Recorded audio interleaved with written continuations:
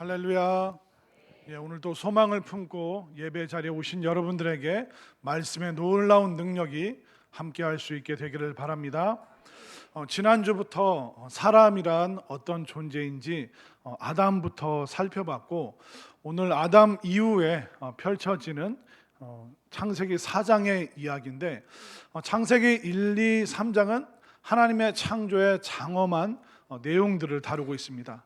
그리고 하나님께서 말씀으로 온 세상을 만드시고, 또 동물과 사람은 특별히 흙으로 지으시고, 또 사람에게는 하나님께서 생기를 불어넣으시고, 하나님께서 살아있는 생명체, 영적인 존재로 사람만을 유독 특별한 하나님과 교제할 수 있는 그런 존재로 만들었다. 그러나 인간의 그 아담의 범죄로 말미암아 에덴 동산에서 추방되고 나서 그 이후에 이야기가 이제 창세기 4장에서부터 본격적인 인간의 이야기, 또 사람의 이야기가 진행되는데, 오늘 너무 충격적인 건 뭐냐면, 인간 이야기의 그 첫 번째 그 사건이 뭐냐면 살인 사건을 우리가 오늘 목도하게 되는 것입니다.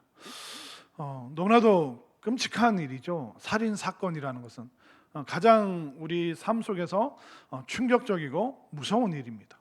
그리고 인간 역사의 그 출발점을 시작하는 창세기 4장의 첫 번째 사건이 바로 살인 사건이라는 것은 바로 우리의 인류의 역사, 그러니까 죄를 가진, 죄성을 지닌 그 사람의 삶이라는 것은 서로 죽고 죽이는 그런 역사의 되물림이라는 것을 우리가 눈치챌 수 있는 것입니다. 사실 오늘날도 얼마나 많은 살인 사건이 일어납니까? 폭력으로 인해서, 음주운전으로 인해서, 또 누군가의 부주의, 또 아니면 나라 간의 그 전쟁을 통해서 수많은 사람들이 오늘도 목숨을 잃는 그런 일들이 너무나도 많이 일어나고 있습니다.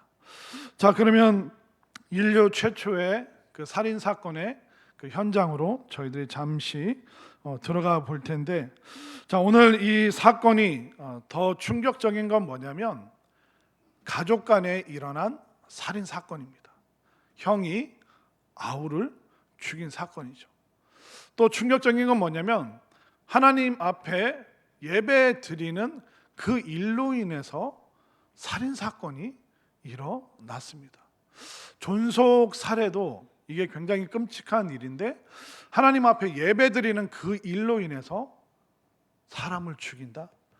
이게 바로 인간이 가지고 있는 끔찍한 죄의 본성을 그대로 다 보여주고 있습니다. 한번 사건 속으로 들어가 보겠습니다. 자, 오늘 본문 3절부터 2절부터 볼까요? 자, 2절부터 5절 말씀까지가 오늘의 첫 번째 상황입니다. 자, 2절부터 5절까지 한 절씩 교독하겠습니다.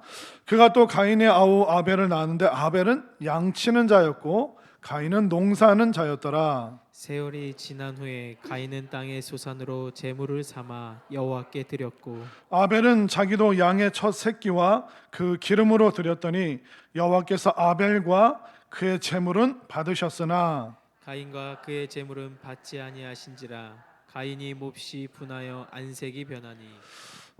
지금 아담과 하와의 후손인 가인, 이 아벨, 이 둘이 하나님 앞에 제사, 오늘날로 말하면 예배 자리로 가고 있습니다. 그 아버지 아담이 가인과 아벨을 앉혀놓고 늘 얘기했겠죠. 나는 비록 에덴 동산에서 쫓겨났지만 너희들은 하나님 앞에 나가는 것을 절대로 소홀히 하지 마라. 우리 인간은 하나님과 교통할 수 있고 교제할 수 있는데, 그 범죄로 말미암아 엄마 아빠는 에덴 동산에서 추방당했다. 그러나 하나님께서는 우리가 하나님을 만날 수 있도록 예배의 자리, 또 제사의 자리를 통해서 우리를 만나 주신다. 그러니까 너희들 절대로 하나님 만나는 거 소홀히 여겨서는 안 된다. 아마 어렸을 때부터 그렇게 교육이 되어서 그들이 가인은 농부가 되고 또 아벨은 목축을 하는 사람이 되고, 이제 그러면서 그들이 직업을 가지면서 이제 엄마 아빠 손잡고 예배 드리다가 이제 스스로 자발적으로 예배 드리는 모습을 오늘 보게 됩니다. 자, 그런데 하나님께서 아벨의 제사는 받으셨는데 가인의 제사는 받지 않으셨다. 이걸 옛날 그 신학자들은 약간 그 사회학적으로 접근을 해서 이 가인과 아벨 당시에 그 목축하는 사람들이 더 득세했고 이 농사 짓는 사람들이 좀 힘이 빠졌을 것이다. 그러니까 사회학적으로 그것을 어떤 종류 때문에 하나님께 받아들여진 불악이 있고 받아들여지지 않은 쇠약한 부족, 이런 식으로 해석하고 접근하기도 했는데 그것은 좀 말이 되지 않습니다. 왜냐하면 하나님께서는 그 레위기에서 5가지의 제사를 제정하실 때 그 어떤 동물 제사, 가축만 하나님께서 제물로 받으신 게 아닙니다. 번제와 소제와 화목제, 속건제, 속죄제, 이 두 번째 제사가 소제인데 이 소제는 뭐냐면 곡식으로, 가루로 하나님 앞에 드리는 제사입니다. 그렇기 때문에 번제는 모든 그 동물 제사의 총칭을 말하는 것이고, 또 이 소제라는 것은 곡식, 열매, 과일, 이런 농사에 대한 모든 그 결과물을 하나님께 드리는 것에 모든 이야기를, 모든 제사를 담고 있는 것이 소제라는 것입니다. 그렇기 때문에 가축이냐 곡식이냐, 하나님은 곡식은 안 받으시고 동물 제사만 받으신다, 그렇게 접근하는 것은 전혀 잘못된 것이죠. 그렇기 때문에 우리가 왜 하나님께서 가인의 제사, 그 농사 지은 곡식을 안 받으셨는가, 이것은 종류의 문제가 아니라는 겁니다. 종류의 문제가 아니고 바로 사람의 문제, 그 사람의 마음의 문제라는 것을 우리가 오늘 본문을 통해서 알 수가 있는데요. 자, 오늘 성경이 뭐라고 얘기를 하냐면, 자, 4절을 보십시오. 4절에 보면 아벨은 자기도 양의 첫 새끼와 그 기름으로 드렸더니 여호와께서 뭐와 뭐를 받으셨습니까? 아벨과 그의 제물을 받으셨다. 하나님이 동물 제사만 받으신 게 아니라 아벨도 받으셨다라고 말씀하고 있습니다. 자, 5절은 뭐라고 말하고 있습니까? 가인과 그의 제물은 받지 아니하신지라. 그러니까 농사지은 이삭과 곡식을 안 받으신 게 아니라 가인도 안 받았다. 아벨과 아벨의 제물은 받으셨지만 가인의 제물과 가인을 받지 않으셨다. 이 말씀은 뭐냐면 종류의 문제가 아니라 이게 사람의 문제구나, 또 사람의 다른 문제가 아니라 마음의 문제, 하나님 앞에 나올 때 그 태도의 문제라는 것을 우리는 성경 이 표현을 통해서 다 알 수가 있습니다. 그리고 이게 양이 많으냐 적으냐, 그런 것도 오늘 성경은 묘사하고 있지 않습니다. 그러니까 이 종류의 문제도 아니고 양의 문제도 아니고 바로 사람의 마음의 태도의 문제. 그러면 아벨의 제사가 또 아벨이 받아들여진 이유가 무엇인지 우리가 오늘 성경을 자세히 보면 알 수가 있습니다. 자, 아벨이 무엇을 드렸을까요? 4절을 다시 한번 보십시오. 아벨은 자기도 양의 첫 새끼와 그 기름으로 드렸더니. 자, 양의 첫 새끼. 이제 이 아벨이 이제 목축하는 사람이 되어서 자기 양떼가 생겼습니다. 그 양을 키우면서 첫 번째 새끼가 태어났어요. 그 얼마나 귀합니까? 여러분들 혹시 강아지, 개 키워 보셨나요? 내가 키운 개가 처음으로 그 막 추운 날 새끼를 낳았을 때 막 4마리 5마리 막 올망졸망. 저도 저기 시골에 있을 때 그때가 저희 집 강아지가 새끼 난 걸 이제 처음 봤어요. 어렸을 때 아마 한 4살 5살, 뭐 형은 한 6살 7살쯤이었던 것 같은데, 제 기억으로 이제 처음 그 개가 새끼를 낳는데 5마리를 낳았어요. 와, 5마리를 낳는데 좀 시간이 지나니까 이 5마리 중에도 이 체격의 차이가 나더라고요. 그러니까 한 마리는 되게 등치가 크고 또 다른 한 마리는 등치가 작은 거예요. 나머지 2번째, 3번째, 4번째는 다 비슷하고. 그러니까 누가 제일 등치가 큰 걸까요? 첫째가 제일 크다라고 저는 생각을 합니다. 그러니까 어머니가 너랑 형이랑 한 마리씩 골라라. 서로 큰 거 갖겠다고. 형은 오래 살았으니까 그냥 두 번째, 세 번째 가져. 나는 이 세상 살아본 경험이 별로 없는데 내가 첫 번째 갖겠다. 그러니까 형이 저한테 야, 네가 나보다 살 날이 더 많다. 그러니까 네가 두 번째, 세 번째 좀 약한 거 가지고 내가 큰 거, 내가 제일 색깔 이쁜 거 이거 갖고 싶다. 형이랑 저랑 이게 막 첫째 덩치 큰 애, 막 투실투실하고 막 귀여운 거 그거 서로 갖겠다고. 그런데 동영아, 그거를 첫 새끼를 제물로 바쳐라. 와, 여러분들 이거 하실 수 있겠어요? 여러분들의 장녀를 선교사로 이제 다음 주에 보내셔야 돼요. 그냥 갑자기. 여러분들 선뜻 할 수 있겠습니까? 근데 아벨은 어떻게 했다고요? 첫 새끼들, 여러 양들이 있는데 그 양들이 아마 비슷한 시기에 새끼를 낳았는데 그 양들이 낳은 그 첫 새끼를 지금 하나님 앞에 가장 소중하고 애지중지 키운 그 양의 첫 번째 그 결과물을 하나님 앞에 드리는 마음 쉽지 않습니다. 그것을 아벨은 기꺼이 하나님께 드리고 있고, 또 양떼의 기름이라고 나와 있죠. 양떼의 기름이라는 이 기름은 뭐냐면 고대 사회에서 기름지다, 이것은 상등품, 최상의 것을 드리는 겁니다. 여러분들 맨날 풀만 먹다가 풀뿌리만 캐먹다가 어느새 한우 마블링 있는 그 소고기 뒤집는 소리를 한번 들어보세요. 그 마음이 어떻게 돼요? 소고기랑 같이 마음이 뒤집어지잖아요. 와, 이 소리만 납니까? 뭐도 나요? 스멜, 암냠냠냠냠. 와, 여러분들 소고기 그 하얗게 그 마블링 있는 안 드셔보셨어요? 여러분들 내일 꼭 사드시길 바랍니다. 그 기름진 거로 칙칙, 상등품, 최고의 부위, 가장 좋은 것을 지금 아벨은 하나님께 드리고 있습니다. 이게 바로 하나님께서 그 제물과 아벨을 받으신 이유예요.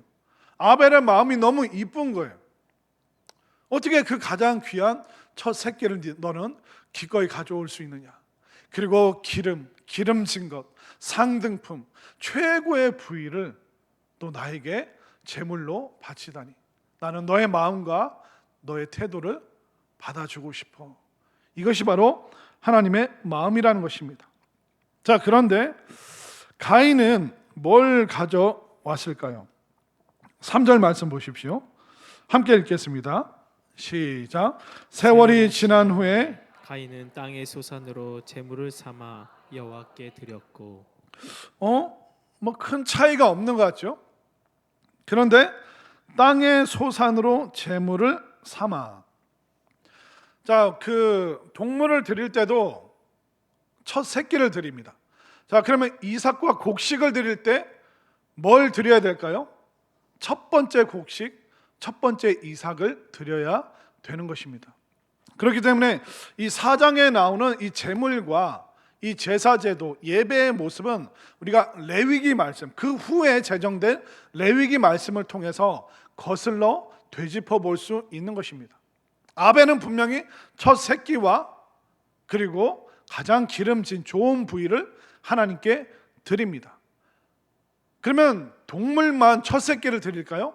아닙니다. 레위기에 이 곡식에 대해서 뭐라고 얘기하고 있는지, 자, 화면으로 레위기 2장 14절 말씀 읽겠습니다. 시작. 너는 첫 이삭의 소제를 여호와께 드리거든 첫 이삭을 볶아 찌은 것으로 내 소제를 삼되. 첫 번째, 가축만 첫 새끼를 드리는 것이 아니라 곡식도 첫 번째 이삭을 하나님 앞에 드립니다. 자, 민수기 15장 20절 말씀 시작. 너희의 처음 익은 곡식 가루떡을 거제로 타작 마당에 거제같이 들어 드리라. 하나님, 이거 첫 번째 곡식으로 빻아서 만든 떡입니다. 이거 하나님께 올려드리고 싶어요. 이거 번제로 하나님께 올려드리고 싶어요.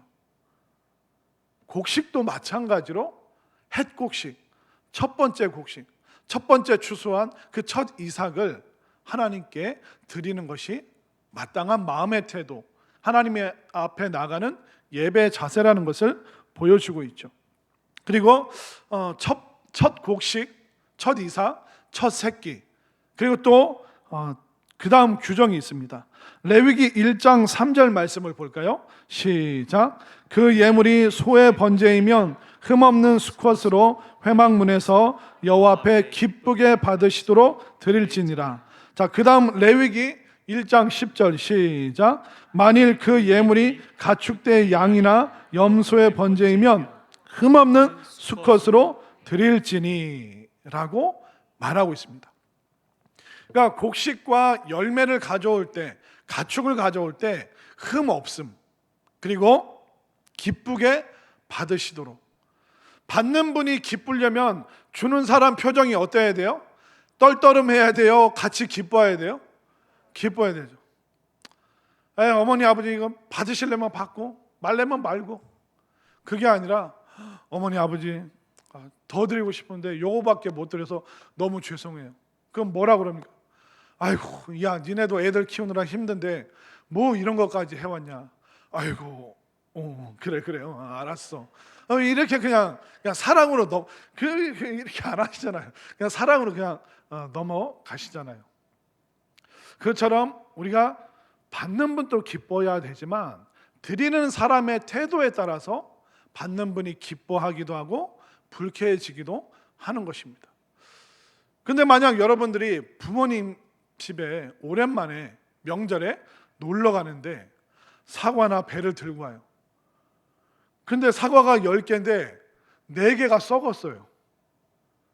그럼 그 마음이 준비된 겁니까? 준비되지 않은 겁니까? 준비되지 않은 거예요. 우리가 이 가인의 이 모습을 통해서, 그리고 레위기 말씀과 비교해서 가인의 마음의 태도를 알 수가 있습니다. 3절 말씀으로 다시 한번 돌아가 보십시오. 오늘 본문 3절 말씀 시작. 세월이 지난 후에 가인은 땅의 소산으로 제물을 삼아 여호와께 드렸고. 그러니까 첫 이삭, 첫 곡식이라는 말이 없습니다. 땅의 소산이라는 것은 뭐냐면 땅에서 난 여러 가지 중에 하나, 손으로 골라서 잡은 것 중에 하나를 하나님께 가지고 온 것입니다. 첫 이삭이라는 말도 없습니다. 그리고 곡식과 열매 중에 가장 좋은 상등품이라는 그런 표현도 지금 나와 있지 않습니다. 조금 안 좋은 말로 손에 잡히는 대로 하나님께 가져왔고, 조금 더 가인에 대해서 부정적으로 본다면 가인은 흠 있는 거, 오래 묵은 거, 농사 짓고 나서 상품성이 없는 것을 처리하러 그거 들고 하나님 앞에 왔다는 겁니다. 그래서 하나님께서 그의 재물도 안 받으셨지만 가인도 안 받으신 거예요. 하나님 앞에 오는데 아무거나 그냥 골라서 이 수박은 여기 상했네? 이게 팔지도 못하는 거. 근데 예배는 드려야겠고 하나님 앞에 안 나갈 수는 없고, 그래 이거 팔리지도 않는 거 어차피 하나님이 뭐 이걸 드시는 분도 아닌데, 그래서 썩은 부위의 수박을 이렇게 밑으로 딱 내려놓고 그냥 위에만 이렇게 보이게, 그런 방식으로, 그런 태도로, 그런 마음으로, 그러니까 버릴 거를 하나님 앞에 처리하러 나오는 그런 마음으로 가인이 하나님 앞에 제사 드렸다는 것을 우리가 미리 짐작할 수 있는 것입니다. 이거 팔지도 못할 거 예배 때 사용하지 뭐, 그런 마음은 절대로 안 된다는 겁니다. 예전에 우리나라의 좋은 아름다운 정통 중에 하나가 뭐냐면 성미가 있었죠. 성미가 뭐예요? 개그우먼 이성미 씨인가요? 거룩할 성자랑 쌀미자. 옛날 50년대 60년대 얼마나 가난하고 힘들었습니까? 근데 목회자분들에게 사례를 잘 못 드리니까 그때 집에 있는 쌀을 가지고 가져왔습니다. 그래서 그 귀한 마음, 우리 목사님, 전도사님 굶으면 안 되는데, 그러면서 이제 밥 뜨면서 밥 안 치면서 쌀을 이제 뭐 조금씩 한 숟갈씩 모았다가 그 주일날 오면 그 쌀을 또 교회 성미함에다 확 붓고. 근데 시간이 지나니까 사람들이 좋은 쌀 가져왔을까요? 묵은 쌀 가져왔을까요? 죄송하지만 서서히 묵은 쌀을 처리하러 교회에다 가져오는 거예요. 그래서 제가 예전에 있던 교회도 성미함이 있었는데 그 성미함을 열어보면 담임 목사님 보면 항상 그 벌레가 생기는 거예요. 왜 그럴까요? 새 거에 벌레가 생길까요? 헌 거에 벌레가 생길까요? 그러니까 오래된 쌀을 처리하러 우리는 핵곡식 먹고, 어차피 목사님들은 기도해서 건강하니까 벌레 나오는 쌀벌레 나오는 거 먹어도 목사님들은 아무렇지도 않아. 위장 튼튼해. 에라. 그래서 그때 다른 목사님 하다 이거 받으시다 안 되니까 주방 권사님께 앞으로 성민은 다 그냥 그 방앗간에서 빻아서 그냥 떡으로 그냥 뽑아 달라고. 도저히 이거 교육자들에게 그거 막 쌀벌레 날벌레 그거 더 이상 못 시키겠다. 사람이 마음이 그렇더라고요. 그러니까 대전에는 안 그랬는데 저쪽 다른 지역 사람들이 그랬던 것 같아요. 하나님께서 그 마음 모르실까요? 하나님께서 그 애매한 마음의 그 중심을 모르실까요? 하나님 다 아시죠. 그러니까 기쁨으로도 오지 않고 하나님 앞에 상품성 없는 것을 처리하려는 마음으로 아무거나 그냥 손에 잡히는 거 가지고 나온 그 가인의 마음, 하나님이 도저히 받으실 수가 없다는 겁니다.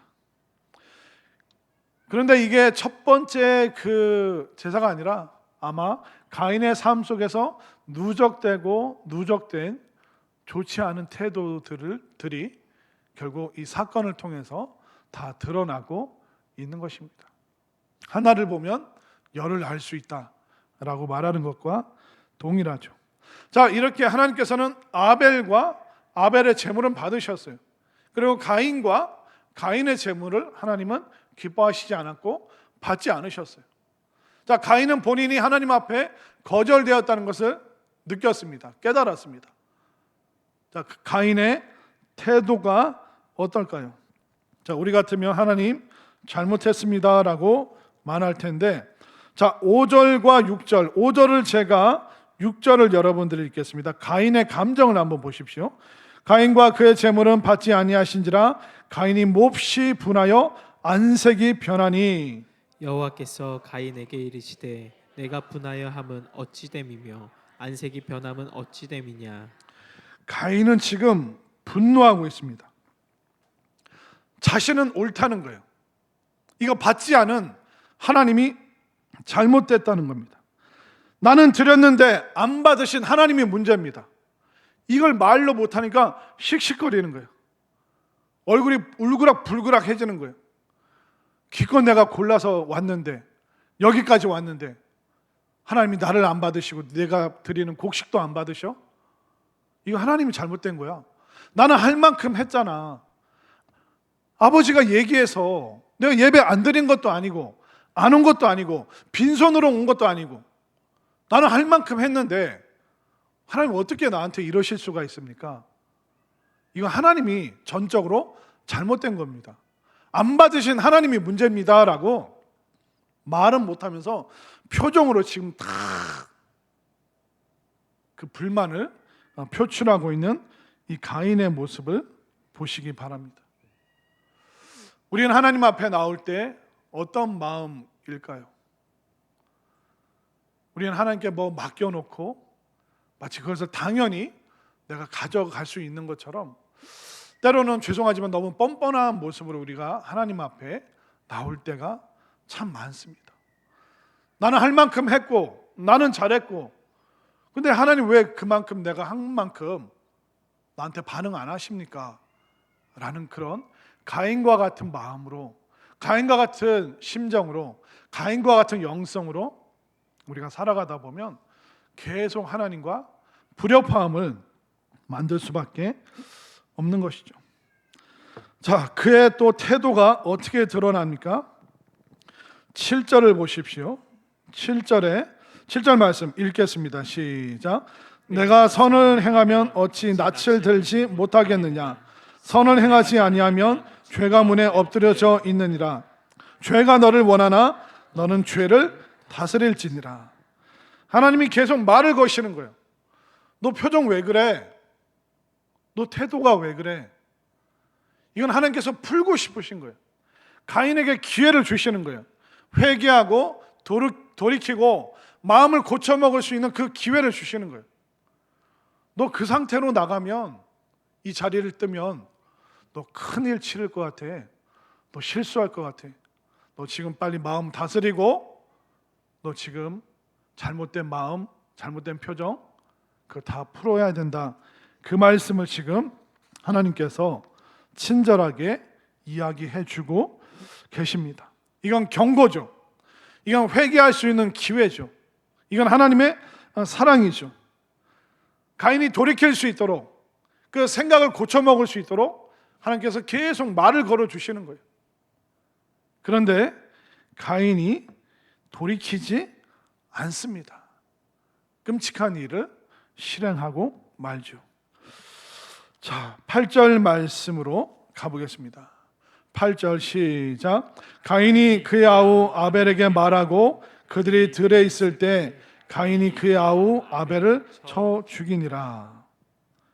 그러니까 폭력으로 때려서 도구를 사용해서 그를 살해했음을 보여주고 있습니다.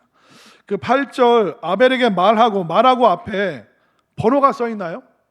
그 번호 밑으로 쭉 내려가면 제 성경에는 4번이라고 되어 있는데, 고대 역본들에 의하면 우리가 들로 나가자가 있음. 아벨에게 말하는 거예요. 우리 아무도 없는 들로 좀 가자. 내가 너에게 할 말이 있다. 그리고 동생을 뒤따라가다가 그를 상하게 하고 죽이게 되는 모습을 보게 됩니다. 아무도 없는 들로 가면 하나님도 모르실 거라고 생각했습니다. 사람이 안 보니 완전 범죄라고 그는 생각을 하고 잔인하게 살인을 저질렀습니다.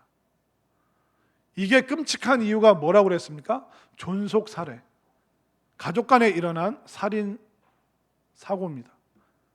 사건이죠. 그리고 하나님 앞에 예배 드리는 일로 이 지경까지, 어쩌다 일이 이렇게까지 되었는가.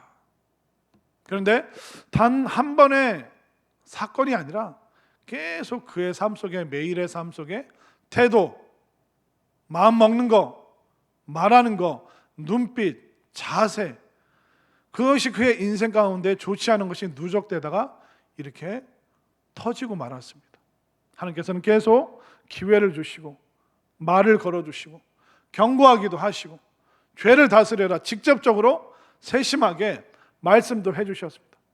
너 문 밖에 지금 죄가 숨어서 기다리고 있다. 너 문 밖 나가면 그 죄가 너를 삼킨다. 그렇게 말씀해 주시는데도 가인은 자신의 태도를 돌이키지 않았습니다. 이게 뭘까요? 얼굴이 불그락불그락하고 하나님과 눈을 마주치지 않고 땅만 쳐다보다 씩씩거리다가 그는 예배 자리에서 뛰쳐나갔습니다. 그리고 누구를 죽였습니까? 동생을 죽였죠. 이 가인의 태도는 뭐냐면 하나님께 반역하는 겁니다. 하나님께 대드는 거죠. 하나님께 직접적으로 분노를 표출하고 싶은데 하나님이 잘못됐지 내가 뭘 잘못했는가. 하나님께 그 분노를 표출하고 싶은데 할 수 있는 방법이 없기 때문에 자기 힘으로 죽일 수 있는 연약한 아벨을 죽인 것입니다. 그의 마음은 하나님한테도 대들고 싶은 그런 마음을 사람에게 이렇게 표현을 해버린 것입니다. 그 대상이 바로 아벨이었죠. 같이 사는 가족이요, 아까 같이 예배 드렸던 사람. 인간이 이럴 수가 있다는 겁니다. 죄에 빠진 그 죄가 계속 누적되고 마음의 태도를, 생각의 구조를 고쳐먹지 않으면 결국 우리는 이런 사건과 사고를 계속 저지를 수밖에 없는 악한 존재라는 것을 성경은 하나도 감추지 않고 다 보여줍니다. 다윗의 부끄러운 사건 다 보여줍니다. 베드로가 배신한 사건 성경은 다 보여줍니다. 감추지 않습니다. 이게 우리라는 거예요. 우리도 충분히 그럴 수 있다는 거예요. 마음에 무엇을 누적시키고 무엇을 쌓아가는가, 선을 쌓는가 악을 쌓는가, 하나님이 기뻐하시는 태도로 살아가는가, 하나님께서 기뻐하시지 않는 그런 삶의 자세로 살아가고 있는가. 그러니까 우리의 생각과 말이 누적된 것이 결국 이렇게 행동으로 다 드러나고 있는 것이죠. 자, 들에서 이 사건을 일으키면 아무도 모를 거라고 생각했어요. 그러나 하나님은 다 알고 계시죠. 9절 말씀으로 가보겠습니다. 9절 말씀 시작. 여호와께서 가인에게 이르시되 내 아우 아벨이 어디 있느냐? 그가 이르되 내가 알지 못하나이다. 내가 내 아우를 지키는 자니이까. 사람은 이렇게 뻔뻔합니다. 우리 모두가 다 이런 모습이라는 거예요. 내 아우 아벨이 어디 있느냐? 하나님, 제가 아벨을 졸졸 쫓아다니는 사람입니까? 제가 아벨의 유모입니까? 그의 보호자입니까? 전 모릅니다. 어디 있는지 모릅니다. 하나님 앞에서도 우리가 이럴 수 있다는 거예요. 사람 간에 서로 속이고 거짓말할 수도 있는데 다 알고 계시는 하나님 앞에서도 이렇게 우리는 뻔뻔하게 고개 쳐들고 이런 말을 하는 존재라는 것입니다. 자, 하나님께서 그 후에 뭐라고 말씀하십니까? 이제 그 가인을 징계를 하시죠. 자, 11절과 12절에 하나님의 징계의 내용이 납니다. 11절을 제가 12절을 여러분들이 땅이 그 입을 벌려 내 손에서부터 내 아우의 피를 받았은즉 내가 땅에서 저주를 받으리니 내가 밭을 갈아도 땅이 다시는 그 효력을 내게 주지 아니할 것이요 너는 땅에서 피하며 유리하는 자가 되리라. 가인이 농부입니다. 농사를 짓는 사람인데 네가 밭을 갈아도 땅이 다시는 그 효력을 너에게 제공하지 않을 것이다. 너는 결실 없는 인생이 될 것이다. 또 농부인 네가 한 땅에 살지 못하고 정착하지 못하고 유리방황 이리저리 흘러다닐 것이다. 너는 떠돌이가 될 것이고 정착하지 못할 것이고 안정감을 상실한 그 삶을 살게 될 것이다. 왜냐하면 내가 누군가를 죽였기 때문에 누군가 내 재산이나 뭘 노리고 나도 죽을 수 있겠구나. 가인은 더 이상 안정감이 없는 삶을 살아가게 된 것입니다. 현재를 살지 못하고 늘 불안해하는 우리 현대인들의 그 자화상이 이 짧은 구절 안에 다 묘사되어 있는 것이죠. 자, 이렇게 하나님께서 가인을 징계하시지만 그러나 하나님께서는 이 가인을 향해서도 계속 은혜를 베푸십니다. 징계 속에서도 은혜가 있는 것이죠. 자, 14절과 15절, 13절에서 가인이 가인이 마음을 안 고쳐먹어요. 13절을 보십시오.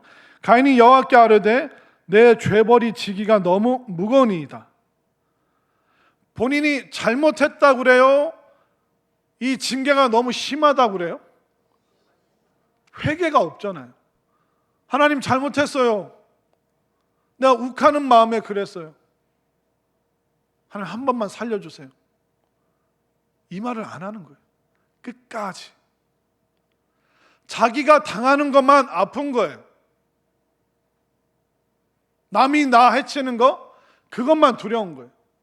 자기가 동생을 해친 거에 대해서는 하나도 뉘우치는 거 잘못했다고 회개를 안 하잖아요. 이게 악한 인간의 본성이라는 겁니다. 계속 하나님이 가인과 말씀하시는 것은 기회를 주시는 거예요. 회개할 기회, 돌이킬 기회, 그 죄벌이 감량되도록 하나님께서 계속 기회를 주시는데 자기 말만 하는 거예요. 자기만 변호하는 거예요. 자기가 피해자라는 거예요.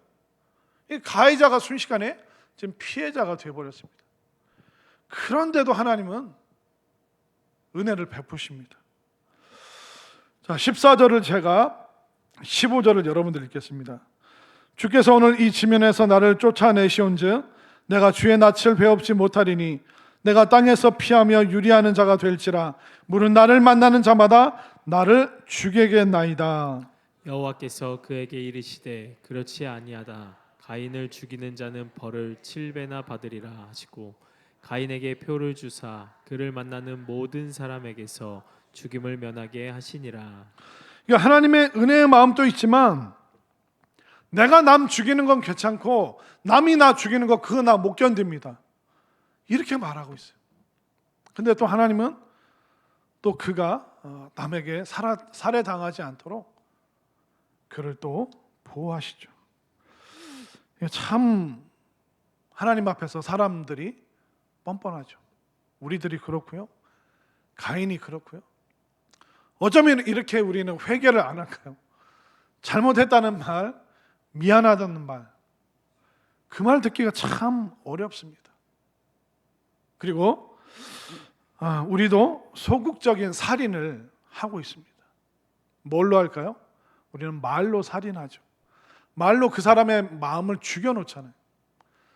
여러분들 뭐 자리에 앉아 있을 때나 누울 때나 문득 떠오르는 선생님이 나에게 했던 얘기, 친구가 나한테 했던 얘기, 부모님이 나한테 했던 얘기, 내가 다녔던 교회에서 목회자가 나한테 했던 얘기, 같은 또래 성도가 나한테 했던 얘기, 그게 비수처럼 가슴에 콱 박혀서 평생 빠지지 않는 그런 칼이 되어서 남아있는 거 여러분들 솔직히 다 있잖아요. 근데 나도 누군가로부터 그런 공격을 받았지만 나도 말로 누군가를 끊임없이 공격하면서 지금 우리가 살아가고 있는 것입니다. 우리가 드러내놓고 살인 행위는 하지 않아도 말로 사람들의 마음을, 인생을, 그 사람들의 신앙을 죽여놓을 때가 얼마나 많았습니까? 저거를 내가 말로 죽여야지 내 자존심이 살고 내 존재감이 살고, 또 여러분들 뒤에서 여러분들끼리 얼마나 말로 안 좋은 이야기들 많이 하십니까? 그러면 그 살인의 말들이 여러분들은 즐기는 거고 또 그것을 확대 재생산하는 것이고, 가인과 우리가 다를 바가 전혀 없다는 것입니다. 우리가 어떻게 해야 될까요? 결국 우리가 의지할 수 있는 것은 하나님의 은혜밖에 없어요. 우리가 예수님의 십자가 앞으로 나가지 않으면, 십자가에서 우리가 잠시만 벗어나도 가인이랑 똑같아요. 다를 바가 하나도 없어요. 누군가는 말로 살인하죠. 누군가는 음란한 자리로 자꾸 찾아 들어가죠. 누군가는 자꾸 좌절과 실패와 우울로 들어갑니다. 좋지 않은 어두운 동굴로 들어갑니다. 하나님이 계속 부르시는데도. 이게 바로 가인의 죄성을 지닌 우리의 모습이라는 것입니다. 그렇기 때문에 하나님께서 예비하신 그 십자가 아래 나가지 않으면 우리는 가인이랑 다를 바가 없는 그런 존재, 아니 가인보다 더 많은 일들을 말로 누적시키는 그런 존재일 수밖에 없다는 것입니다. 오늘 이 시간 여러분들이 이 말씀으로 십자가 앞에서, 하나님 은혜 앞에서 여러분들의 속에 있는 그 가인의 속성을, 가인의 심보를 다 제거할 수 있게 되기를 바랍니다. 이 모습으로 살아가면 결코 하나님께서 기뻐하실 수가 없는 거예요. 자꾸 십자가에서 멀어지지 마시고 십자가 더 가까이, 십자가 여러분들 꽉 붙잡으시길 바랍니다. 여러분들 눈앞에서 예수님을 시야에서 놓치는 순간, 아차하는 순간 큰일 나는 거예요. 여러분들 어렸을 때 엄마 따라서 시장 가다가 엄마 손 놓쳐보신 분 있으시죠? 그러면 엄마 잃어버리는 게 아니에요. 집도 잃어버리는 거예요. 큰일 나는 겁니다. 그러니까 우리의 시야 속에서, 시선 앞에서 예수님을 놓치는 일이 절대로 생기지 않기를 바랍니다. 그러면 우리가 다시 회복할 수 있는 방법이 뭘까요? 가인이 다시 회복할 수 있는 방법은 바로 예배로 돌아가는 거예요. 예배에서부터 문제가 시작된 거예요. 근데 예배 잘 드리면, 예배 드리면서 마음을 돌이켰다면, 예배 드리면서 마음을 다시 고쳐먹는다면 하나님께서 그의 인생을 서서히 변화시켜 가실 거예요. 그러나 여전히 하나님 앞에서 뻔뻔하게 뻗대면서 고집을 부리고 나는 잘못 없습니다. 내 예배를 안 받으시는 하나님이 잘못이죠. 아벨만 좋아하시는 하나님이 잘못이죠. 나는 잘못한 거 없습니다. 나 할 거 다 했어요. 이렇게 감히 우리가 하나님 앞에서 우리의 언성을 높여서는 절대로 안 되는 것입니다. 오늘 이 시간 우리들 속에 있는 이 가인이 다 내쫓겨가기를 바랍니다. 십자가 아래에서 이 가인의 본성이 다 죽기를 바랍니다. 오늘 죽잖아요. 가인이 언제 다시 살아날까요? 맞습니다. 내일 다시 또 살아날 거예요.